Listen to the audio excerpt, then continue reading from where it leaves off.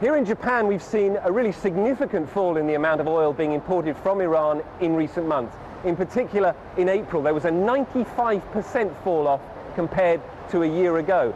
That's not directly because of the sanctions, because Japan is still allowed to import oil from Iran, but Japanese importers simply can't get insurance on the commercial markets for their oil cargoes.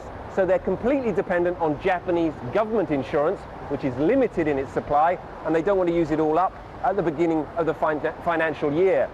Japan is therefore looking at alternatives. It's importing more natural gas. A lot more coal is being imported, 10% more in April alone. And it's also raising again the big question about the nuclear power plants here, which have been switched off for the last 2 years since the Fukushima disaster. The government here now under more pressure, wanting to get those nuclear power plants back online. South Korea is dependent on energy imports, so it has felt the squeeze as a result of the international moves to pressure Iran. Last year, it imported a total of 56 million barrels of Iranian crude, 6% of its total oil imports.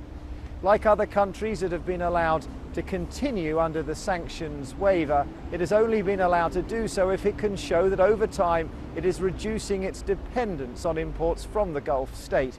So over the first 4 months of this year, figures show imports fell by 28%.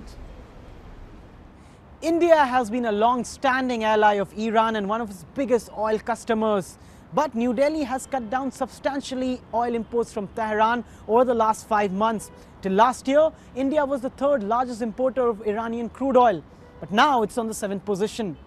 But that hasn't prevented New Delhi from doing business with Tehran in other areas.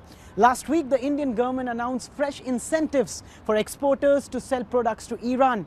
Till now, they have been selling products like rice, cereals, pharmaceutical products and steel. But now they expect this latest move will help in further deepening ties between the two countries.